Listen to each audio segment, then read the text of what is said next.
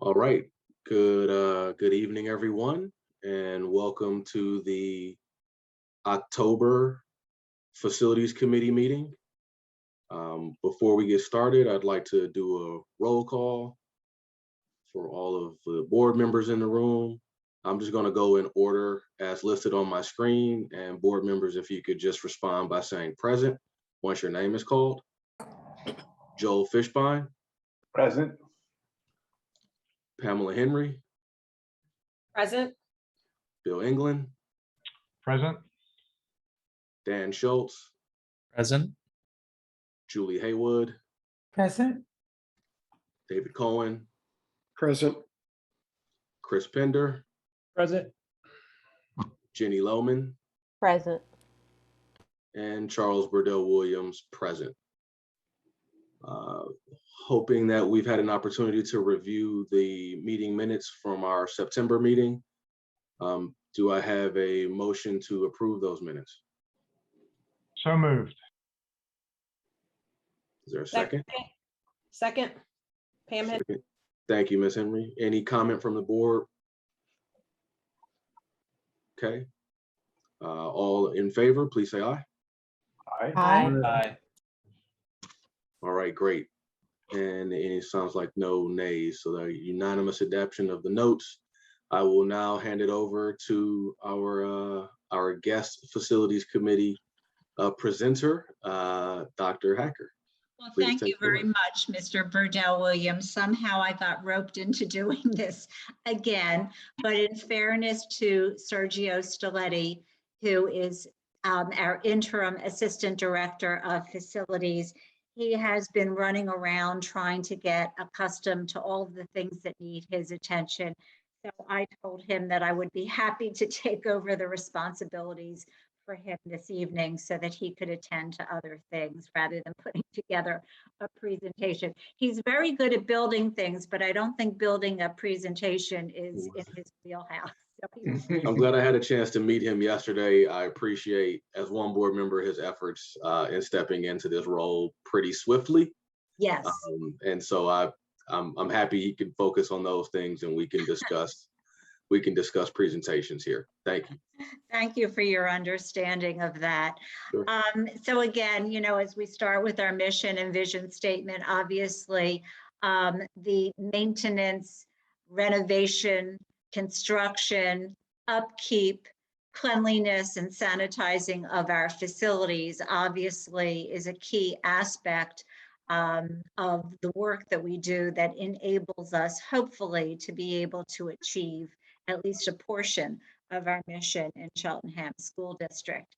So we had two final candidates who were interviewed yesterday afternoon for our Directory of Facilities position. I'm very happy to say that Dr. Scriven, our incoming superintendent, was able to participate in those interviews as well, along with myself and Mr. Linderman, and three of our board members, two of whom serve on the Facilities Committee as co-chairs, Mr. England and of course, Mr. Burdell Williams, as well as our board president, Mrs. Henry. Mr. Stiletti participated as well, along with our HR director, Adrian Tolbert Jackson.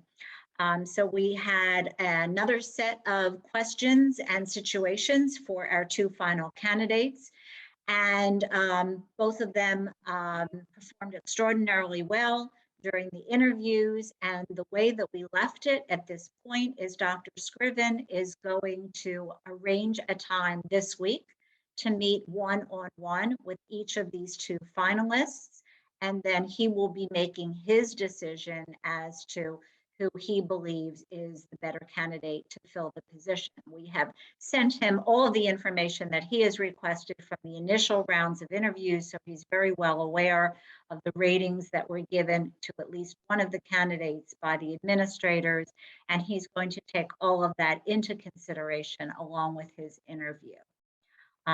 So hopefully we will have a decision. Dr. Scriven is well aware that we do have our board meeting next week and that we would like to be able to formalize the appointment of someone next week. And as I mentioned, we do have Mr. Stiletti filling in as Assistant Director, and I just want to commend the work that he's been doing so far to really bring himself up to speed, and in terms of his working with our custodial staff, our grounds crew, and our maintenance workers as well. He's really been doing a great job. So just a little bit of an update on some of the issues that we have that are in the district currently that we are working on. I'm happy to report that our football field scoreboard was installed and is working, so we're very happy about that. At the high school, as everyone is aware, we did have an issue with our high school library, which forced its closure. So as you can see in the third bullet, we have an update on this. We are in the process of finalizing that contract, and we're hoping that work should begin very shortly on taking care of all of those issues in the library. We also, I believe, have hired a new business teacher. The person who was in charge of the library was actually filling in as our business teacher. And I know he's anxious to get back into the library so that we can get back to normal and get our library back up and running for student use as well. Mr. Stiletti did mention to me that we are going to need to replace the domestic boiler heat exchanger. The good news is those parts are under warranty, but we are going to have to do a rebuild of the heating pump triple duty valve. Please do not ask me what that is or what it does, because I don't know, other than it's really important and we need to get it fixed.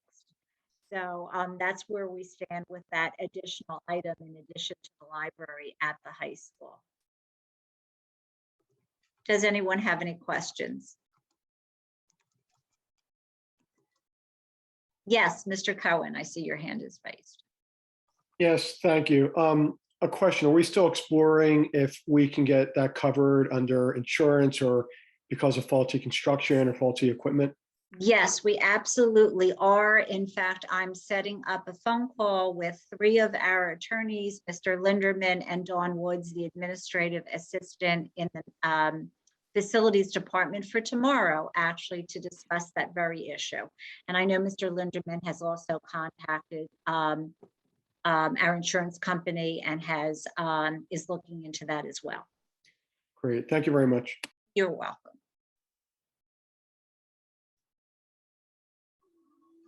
Okay, so as everyone is well aware, and when we had our board retreat on September 25th, many of you were able to come as we did our little field trip to explore the site of the continuous flooding that we seem to be having as the result of heavy rains over at Cedar Brook. My thanks to the board members who were willing to come along and take a look at where the issues are. We had a company come out at the recommendation of the architect and also the civil engineer who were involved in building Cedar Brook Middle School to do a video inspection of the drains and the piping system. And that's fairly extensive work to be done. They are there every day this week from 9 to 5. So it does include a significant amount of piping and drain lines and so forth that need to be examined in order to see whether or not there's any identifiable cause as to something that is perhaps causing the flooding, something that's perhaps blocking the drain inlets or the piping.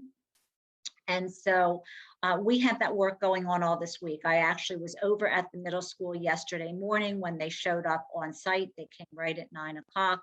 And so that work will continue through the end of this week, and then we will most likely get a report from that company. It's called Soft Dig Underground Services Incorporated. And so we'll wait to hear the report, and then we will have to figure out, once we get that information, what the next steps are. If there is something blocking, then we will have to do a flushing out of the system.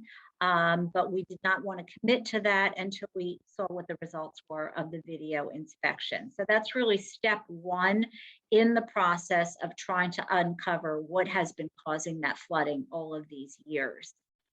Also at the middle school, unfortunately, and this caused the cancellation of back to school night last week, we've been having several lighting issues in the hallways in different portions of the building at different time. It's possible it could be a malfunctioning of the computerized system, which controls the lights. Some skeptical or cynical, shall I say, teachers thought that maybe students somehow were flicking the light switches, which are not a regular light switch, but they're a mechanical switch in the hallways. But we realized very quickly that the students should not be accused. They are not guilty of that. There is some other mechanical issue that's going on. So we are having a company come out that specializes in that type of computer system to come out to take a look at the system to troubleshoot to see if there is something going on in that computer system, which is causing the issue. And as I mentioned, we felt it was a safety issue when I spoke with Mr. Metcalf last week about the back to school night. We knew it was going to get dark, and for the parents coming into the building, and also for the staff members who were going to be there for back to school night, we didn't want to have any issues or concerns about lighting issues, because obviously that would be a safety issue. So these are two pretty major issues. Again, does anyone have any questions on either of these? And I see Mr. Cohen's hand is up again. Yes, thank you. Several questions around the flooding issue. Will the investigation help us to identify what actually was installed in the area where it was flooding? Because my understanding is that there's questions about what was actually installed, and was it possibly an ad alternate that we did not have done, and was it designed up to capacity? So besides identifying if there's any problems in the system, such as a broken pipe or a clogged pipe, will this also enable us to identify what actually was installed, at least in that key critical area? That's a great question. I don't believe that's the purpose of this video inspection. I think the purpose of this inspection is merely to look at the drain and piping system in order to determine whether or not there's a blockage, whether there's something in there, including a cracked pipe, that could be causing the flooding, whether there's a broken branch that's stuck in there or something. I think what you are referring to would be step 2. If the video inspection reveals that there's nothing that they can conceivably see that could be causing this issue, the next step is going to be actually looking at the construction of the piping system, the direction in which the pipes are leading, what's causing the manhole covers to blow, which is what's happening as well. So I believe that what will happen is at that point, the civil engineer will give us direction as to what the second step will be in the process.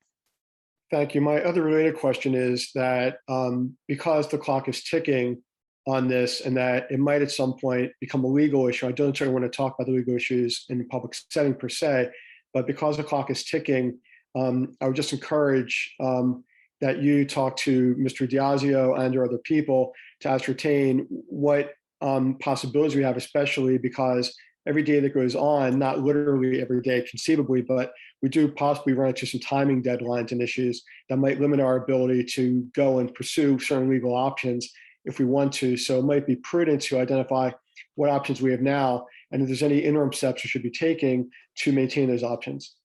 And that's a wonderful point. And I will tell you that the very first people that I reached out to were our attorneys, and we're working with actually Justin O'Donoghue from Whistler Pearlstein, Okay. who handles the construction issues.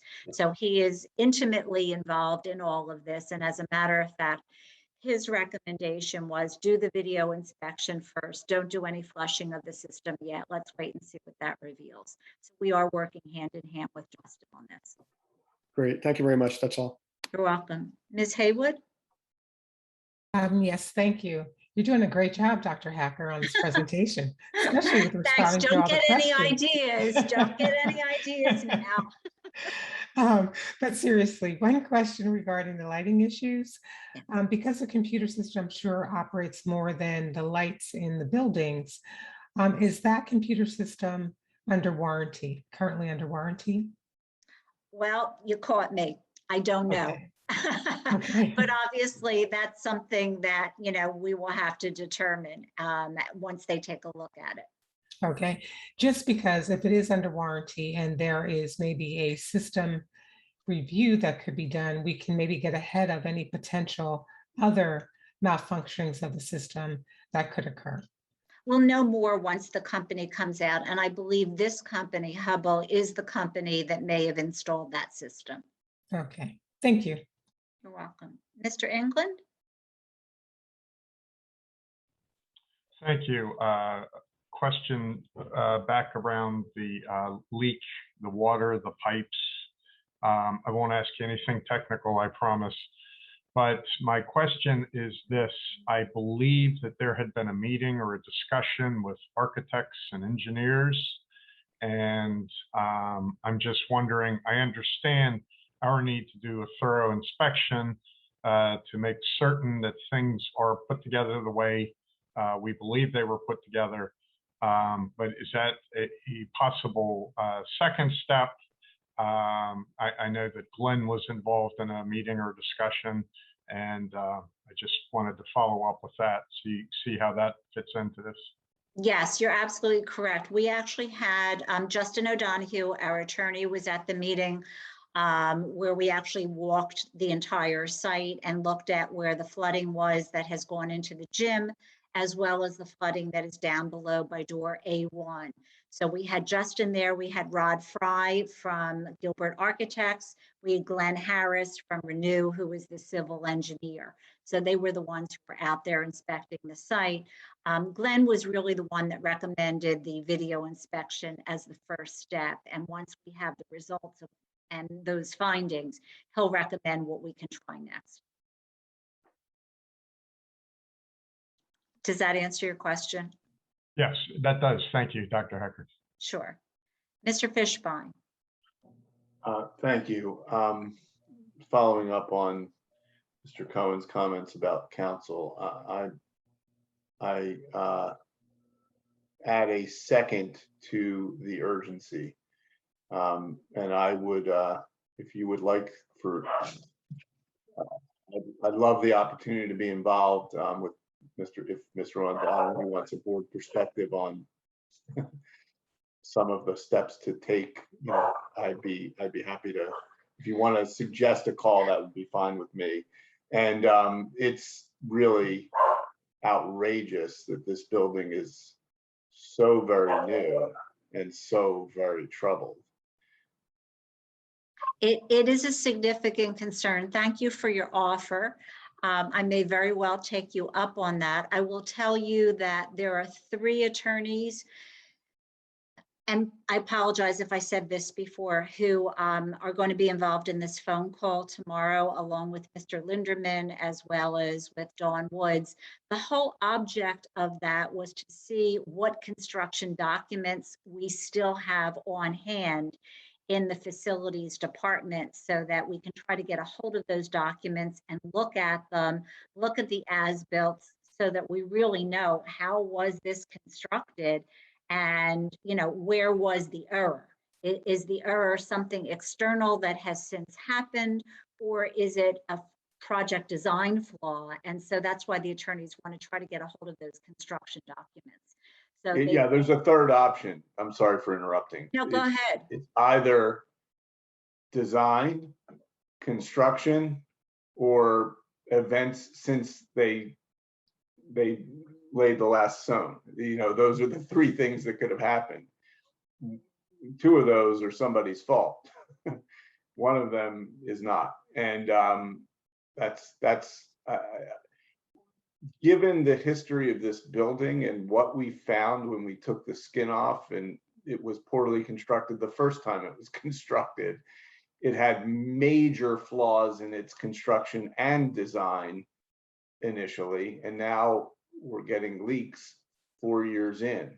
It's really not, it's not acceptable.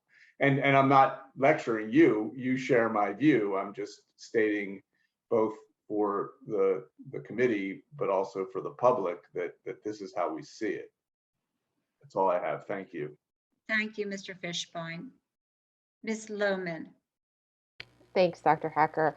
I actually had 2 questions about the high school. I didn't realize there wasn't another slide about the high school, which is why I didn't ask them about related before. But and then I actually have 2 about Cedar Brook. But the high school ones are, I haven't been to the high school in a couple of days. Is the fence still out front around where there was repair work done to the front of the high school? in the in front of the auditorium?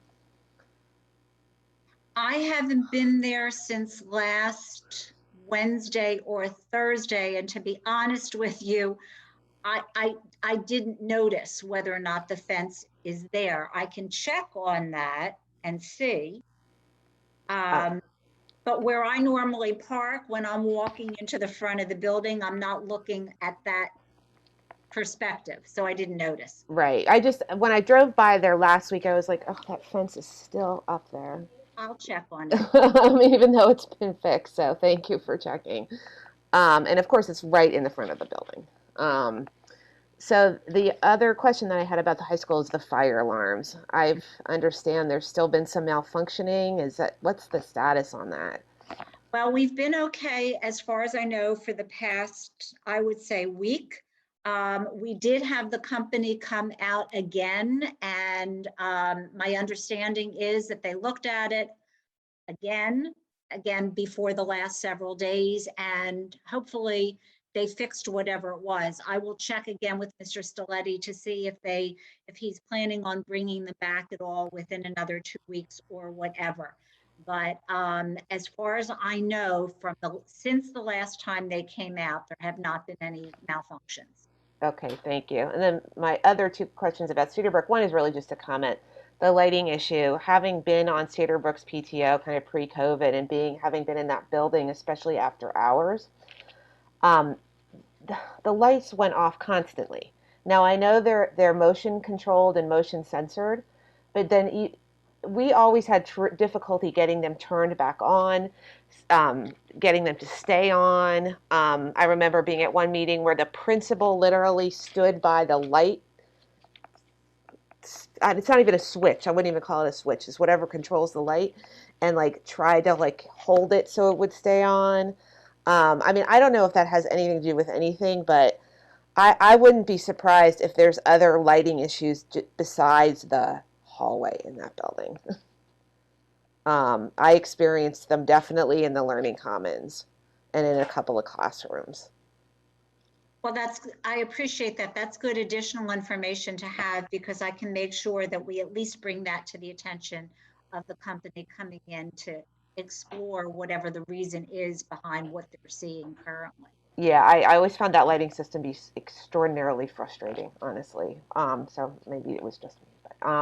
But the other issue is in terms of the flooding. And I know that there's a question from the community about the gym floor, but I was wondering about the area where there has been the flooding that we saw.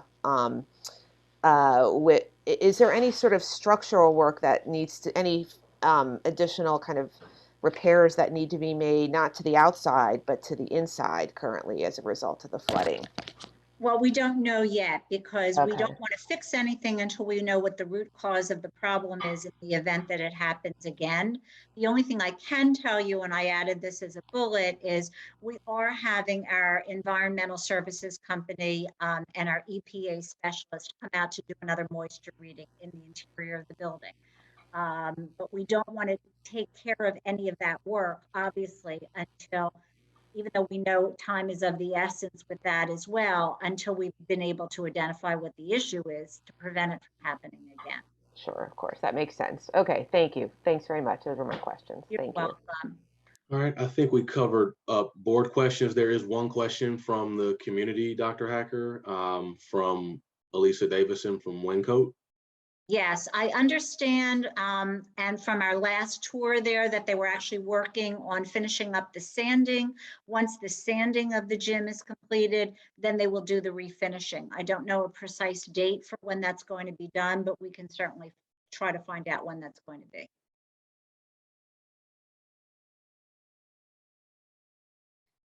All right, I think we're ready to move on. Okay, so this is just an update on a couple of the pressing issues that we have at some of our elementary schools.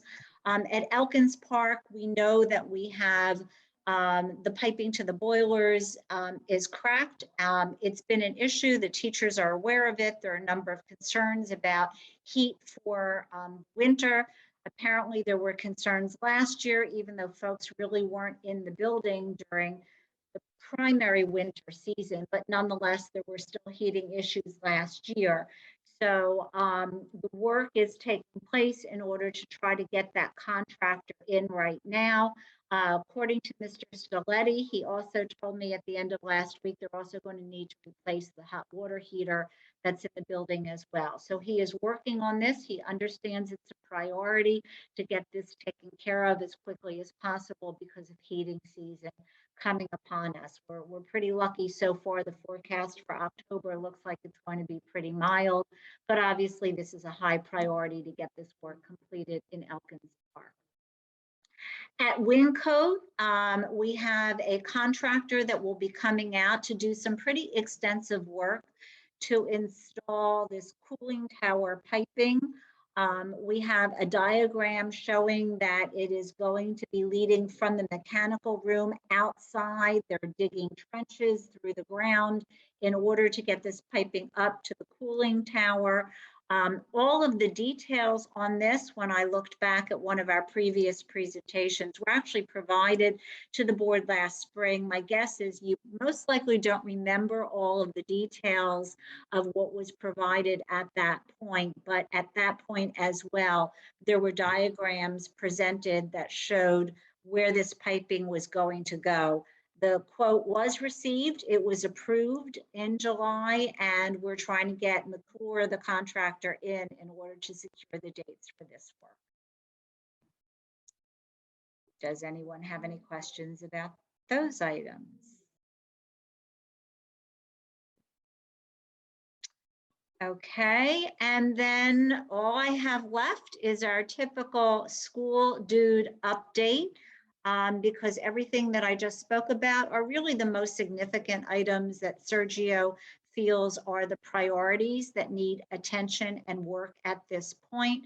I'm sure next month there will be additional items that he will bring to the forefront as well.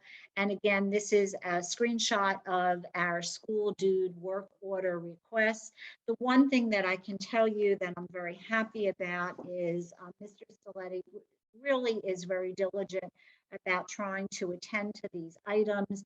I think because of his background, having worked in the district, he's taken a lot of time and attention to work with folks at each building, and that's resulting in really good attention to a number of these work order requests being taken care of. So we're making good progress on these as well. So are there any other questions that I can try to answer regarding facilities? Mr. England. Thank you. These are not questions. These are just two things that I want to make you aware of. First is there is an organization that is called Communities That Care. And I'm sorry, Communities That Care, is that it? Communities That Care. Thank you. Okay. It's a state-funded program, and it is here in Cheltenham. It's managed by Family Services of Montgomery County. Communities That Care is a risk-focused approach to reducing adolescent drug use and violence through community mobilization and planning. And the only reason that I'm raising the name of this organization, I have participated on that board for a number of years. Dr. Cheryl Horsey also participated on that board, and I know that they have invited Ms. Keene to participate on that board. So the point of this is, I guess, new business. With the township closing the Lamont Community Center, they find themselves homeless. And I believe that this organization that serves the children of this community is going to be approaching you or your successor, or when we have a facilities director, to talk about our space, and if there is any space that this program, Communities That Care, might be able to access. This was a discussion this morning. Obviously, as one board member, I didn't say that we could do anything, but I said I would share the name of the organization to make you familiar with that. The second thing also relates to the township's closing of Lamont.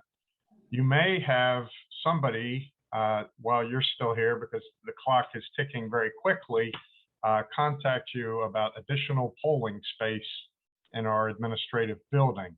I don't know if you've heard from anybody yet, other than the one you and I talked about at the high school, but they have a polling place there that will also be out of commission, and they may look to try to shift it. I believe that currently there are 2 polling locations included in our multi-purpose room. So just again, to make you aware, you may hear from somebody about trying to get additional polling space. And that'll happen, I assume, quickly. Okay, thank you for the heads up. I do appreciate that.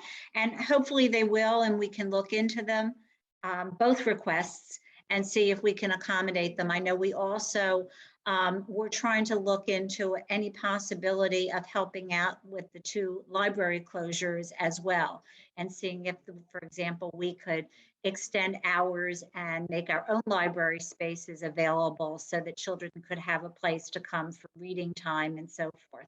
So we're looking into all of those issues, and obviously, you know, we want to partner with the community where we can if we have availability. So thank you for giving me the heads up, and hopefully they will contact me about that.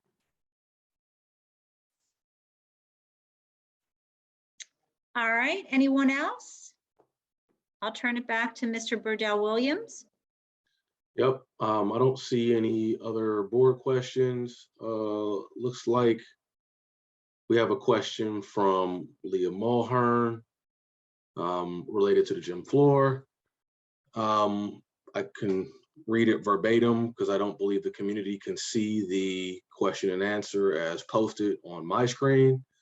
How about if we have a summary of it? I just quickly looked at it. It looks like there's a concern about volleyball and the lack of communication about the schedule, because the schedule continues to change and students seem to be missing class because they have to travel or games are being moved. So I think the essential point is how will this be communicated, I guess, to families when the gym floor will be done. As I said before, I'll try to find out that information, and once it is, I'll speak with Dr. Lahara and see if he can send out communication to families.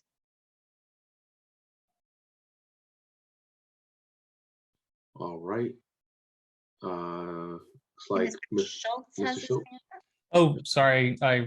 I was just going to mention that I know we had some success with community members being able to speak during these meetings. Yes. I wanted to remind the chairs that I think that's very valuable and might address long questions like this. I certainly agree, Mr. Schultz, and had I prefaced had I been able to lead with that before the questions came, I think I would have done so. But yes, we'll certainly utilize that capability to allow the community into our meetings on a go-forward basis. I think Dr. Hacker's provided the best possible update as she could. I think it looks fairly important to the community that we find out more about the timing of when we can get our girls volleyball team back into the gym. This is Chuck. If I might just add one thing on this, and Sergio and I actually had a conversation on this afternoon. They have finished the sanding of the floor. The next thing they have to do is actually paint the lines on the floor. So there's some discussion by the school people as to what they want to put on there versus what was on there before the floor was damaged.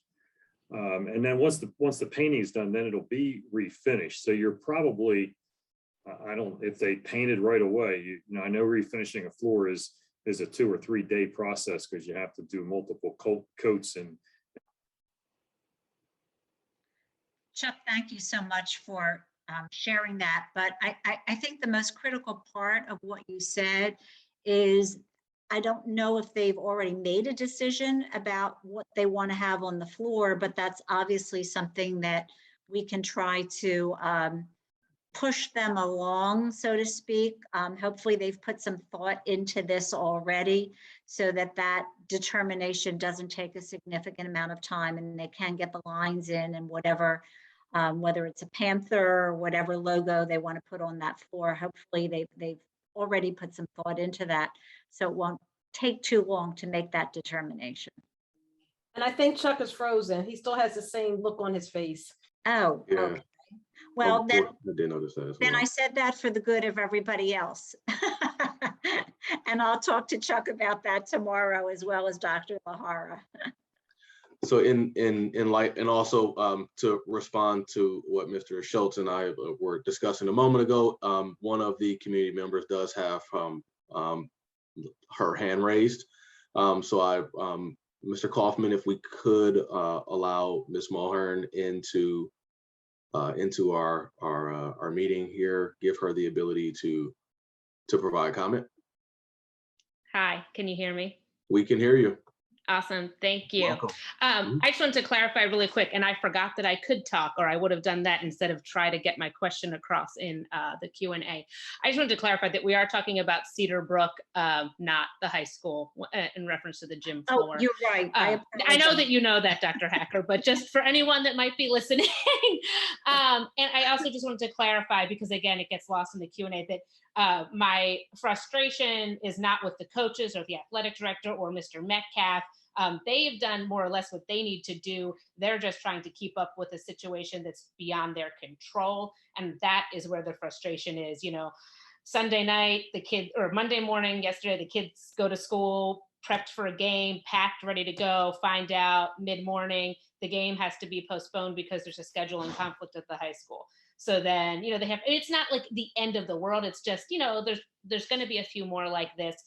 Wednesday's game is away, it's not home, so that costs us bus money now that we could have not had before. The kids are already having to do home games at the high school, and while not everyone is concerned about the instructional minutes being missed, I am, because I have a child that misses her entire math block and 15 minutes of English every time there's an away game.